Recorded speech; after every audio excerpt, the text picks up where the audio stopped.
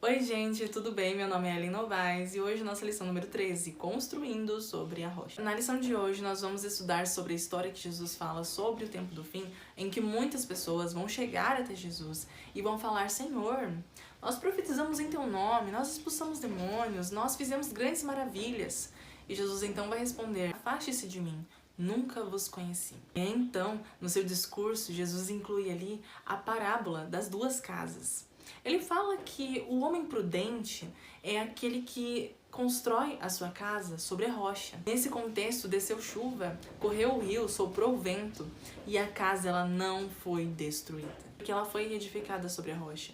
Mas Jesus também fala sobre o homem imprudente, que é aquele que constrói a sua casa na areia. Que acontece as mesmas coisas, as mesmas situações. Os ventos sopram, o rio corre, a chuva desce. Só que, diferentemente da outra, que é construída sobre a rocha, essa que é construída sobre a areia, ela cai, porque seu fundamento, ele não é forte o suficiente para sustentar aquela casa. Ele fala que foi grande a sua queda, então não foi qualquer queda, foi grande a sua queda. Essa parábola aparece ali no final do Sermão da Montanha, que é o sermão mais conhecido de Jesus. Depois de todas as suas orientações, ele deixa bem claro que não adianta falar que faz tudo, não adianta dizer que professa a fé cristã e não fazer aquilo que Deus pede, porque Deus não vai conhecer essas pessoas. Jesus não vai conhecer essas pessoas, porque elas não conhecem a Deus. Para que isso não aconteça conosco, nós devemos viver uma vida fortalecida em Cristo. Devemos ter um relacionamento com o Senhor. Eu sempre falo isso aqui. Porque não é somente você conhecer a Deus no sentido de ler a palavra dele, não é somente dizer que é cristão, você precisa se relacionar com o Senhor. É assim que a gente se conhece. E é por isso que na parábola fala: nunca vos conheci. Porque um relacionamento, ele serve para que as duas pessoas se conheçam. E é sobre isso que essa parábola vem trazendo, sobre esse relacionamento de conhecimento mútuo. Tá, mas aí essa parábola vem trazendo uma questão, um ponto muito importante, que é sobre: tem como, será, fazer milagres, tem como fazer grandes coisas, na aparência ser cristão e não ter um relacionamento com o Senhor? Essa parábola ela me faz pensar, porque realmente muitas vezes a gente conhece pessoas que parecem ter um relacionamento maravilhoso com Deus, parece ser aquelas pessoas que têm uma fé fervorosa, parece ser aquelas pessoas que estão ali fazendo a missão e tudo mais. Só que quando você vai ver, essas pessoas, elas ignoram partes da Bíblia, ignoram pontos importantíssimos e ficam com a parte confortável ali para elas. Então, claro que tem sim como você viver coisas sobrenaturais, fazer milagres, digamos assim, sem estar com Jesus, porque Satanás, ele também tá ali, né, nesse meio, ele também está nesse grande conflito, nesse campo de batalha. E ele é um ser sobrenatural. É claro que ele usa de seus poderes para enganar muitas pessoas. Então, sim, é possível pessoas aparentarem estar ali pelo poder de Deus, fazerem grandes coisas, mas na verdade não serem pessoas de Deus. Além disso, não adianta nada professar seguir a Cristo se de fato você não segui-lo. Fazer as coisas à sua própria maneira. Hoje em dia nós vemos muito essas megas igrejas, nós vemos muitas igrejas que fazem coisas bem diferentes, como se a igreja não fosse um momento de cultuar, de comunhão ali com os membros e também com o Senhor, mas sim um ponto de encontro. Muitas igrejas hoje em dia são mais gourmetizadas, são pontos de encontro para que jovens eles possam ali socializar. Tem de tudo nessas igrejas. Tem pessoas que usam a palavra de Deus, mas dá uma distorcida ali. Tem igrejas que fazem Santa Ceia com Doritos e Coca-Cola. Sim, isso existe. Existem muitas igrejas lotadas, até mesmo com pessoas fiéis, sim. Tem pessoas fiéis ali entre elas. Mas o problema é que essas igrejas, elas não têm a palavra de Deus por completo. Elas ignoram parte da Bíblia e ficam com as partes confortáveis. Assim é fácil, né? É fácil seguir Jesus quando a gente ignora as coisas importantes do seu ministério. A gente ignora suas instruções, a gente ignora seus mandamentos, a gente ignora suas leis. É muito fácil dizer seguir a Cristo e fazer as coisas do seu próprio jeito. É muito fácil estar em um ministério e querer fazer as coisas do jeito que você acha melhor. O fundamento da casa representa nossas crenças e convicções. A areia, por exemplo, ela é sólida e ela é confortável, ela é macia. Mas é a tempestade que revela se a fundação foi construída corretamente. Você percebe que nessa parábola ela vem falando que nas duas casas que foram construídas, tanto a casa da areia quanto a casa da rocha, tiveram as mesmas situações. Teve o vento que soprou, teve o rio que correu, teve a chuva que desceu.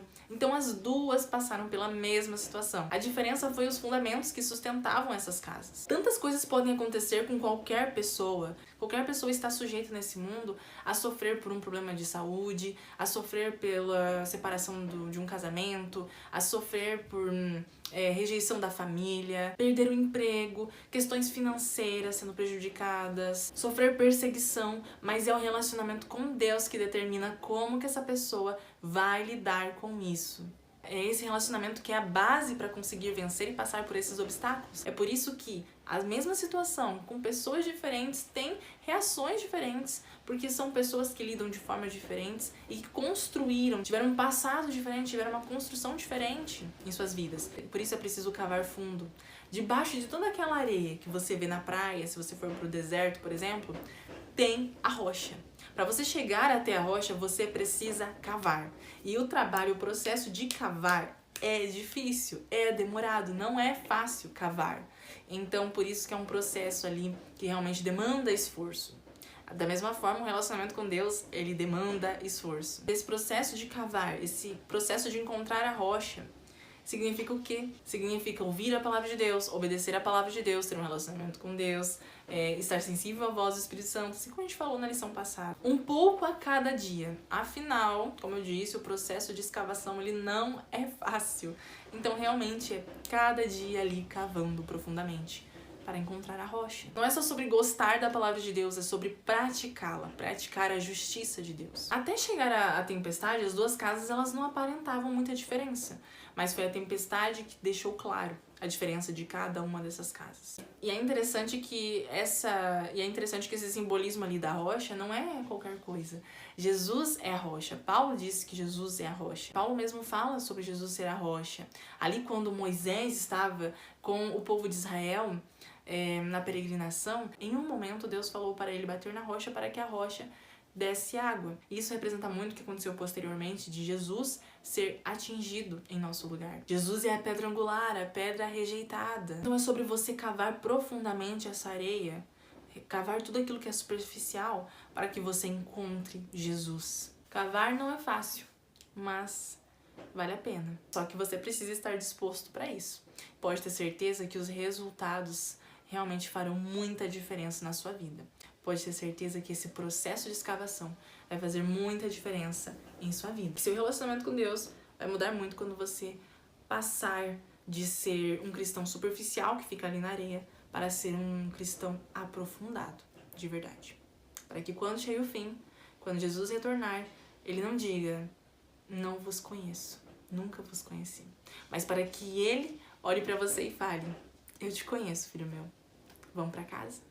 Eu espero que você tenha gostado da lição dessa semana, eu espero que você tenha gostado da lição desse trimestre.